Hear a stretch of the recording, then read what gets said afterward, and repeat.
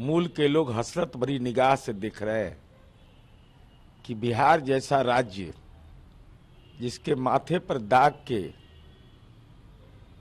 राजनीतिक कालिख लगे हुए थे, लेकिन माननीय नीतीश कुमार जी के नेतृत्व में एनडीए की सरकार ने जो शानदार और जानदार बिहार की छवि को बदला है,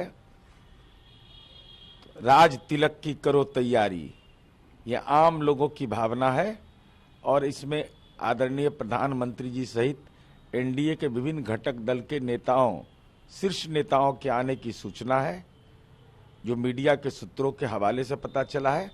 तो हसरत भरी निगाह से लोग उम्मीद लगाए बैठे हैं और राष्ट्रपिता महात्मा गांधी के चरणों में शीश झुका करके वह कार्यक्रम आयोजित होगा।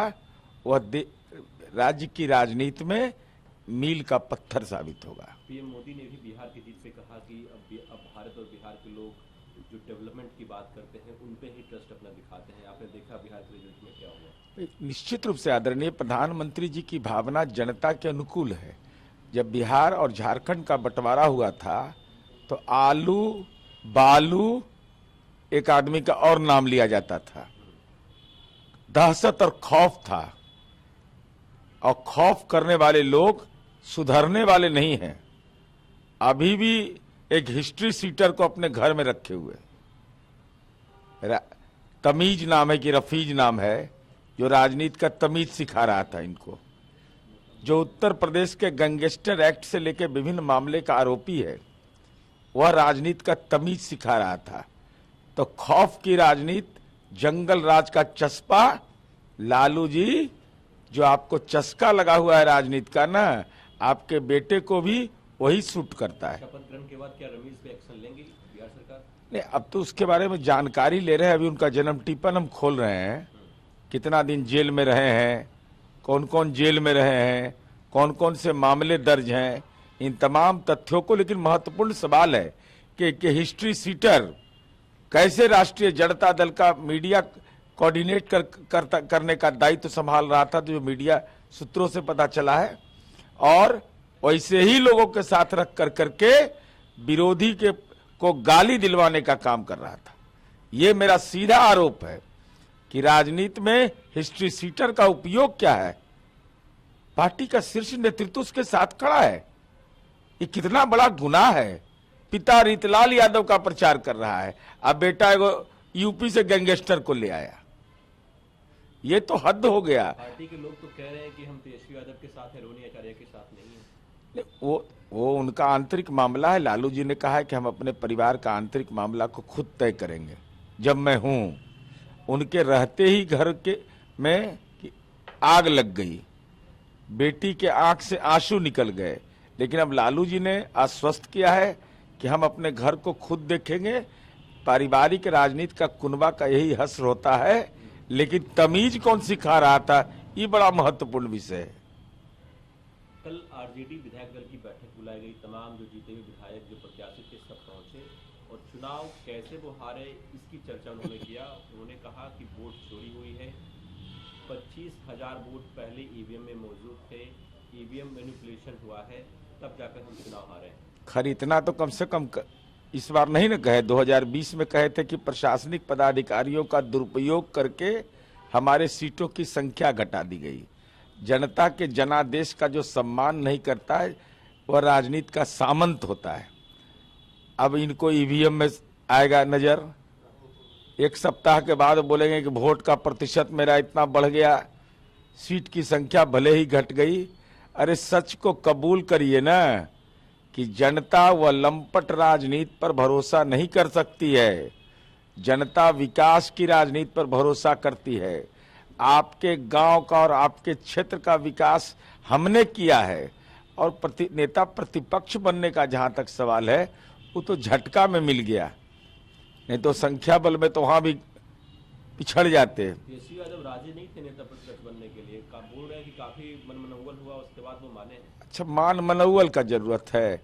बिना सुविधा के लोग रह सकता है। विधान परिषद में कौन नेता है?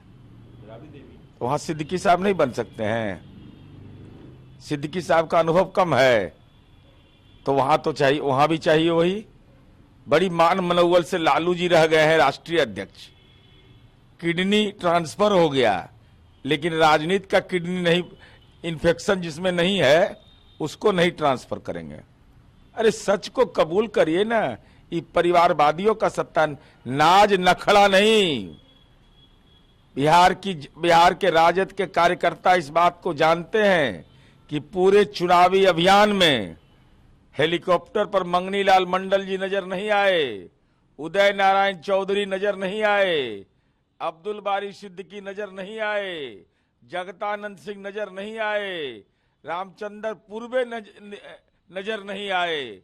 अरे बुजुर्गों का अपमान करो और राजनीति में सम्मान का प्राप्त करने में नाटक करो, यह तेजस्वी यादव की एक राजनीतिक कार्यशैली है। यही कारण है कि हालांकि उनका आंतरिक मामला है, राजनीति में जो बुजुर्ग लोग हैं राष्ट्रीय जनता दल में, उनका राजनीतिक श्राप लग गया। झारखंड की राजनीति में भी उथल पुथल हो सकती है। जेएमएम ने कहा है कि हम जो हमारा गठबंधन है कांग्रेस और आरजेडी के साथ, उस पर हमें विचार करने की जरूरत है। देखिए, झारखंड का जो हालात बना दिया भाई, झारखंड की राजनीति में अपराधीकरण का जो मूल मानक बना वह राष्ट्रीय जनता दल के द्वारा बना। लालू जी इस बीमारी की अवस्था में हथकड़ी लगा हुआ व्यक्ति पेऊर जेल से ले जाके कोडरमा में चुनाव लड़वाए एक माफिया को, और जिस ढंग से राजनीति का दुरुपयोग किया है, अब झारखंड मुक्ति मोर्चा को एहसास हो रहा होगा कि लालू जी 40 महीने तक जेल की अवधि उनकी होटवार जेल का था, रिम्स में आनंद ले रहे थे। इसके लिए नाराज नहीं है, वो नाराज है कि उनको यहाँ पे सीटें नहीं, मैं बता रहा हूं ना, तो उनको उन्होंने सुविधा प्रदान किया, लेकिन कटु अनुभव यह रहा कि हमने तो प्यार किया बेइंतहा आपसे, लेकिन आपने हमको सीटों की संख्या देने में हमारे साथ अन्याय किया। हम लव कर रहे थे, आप हेट कर रहे थे।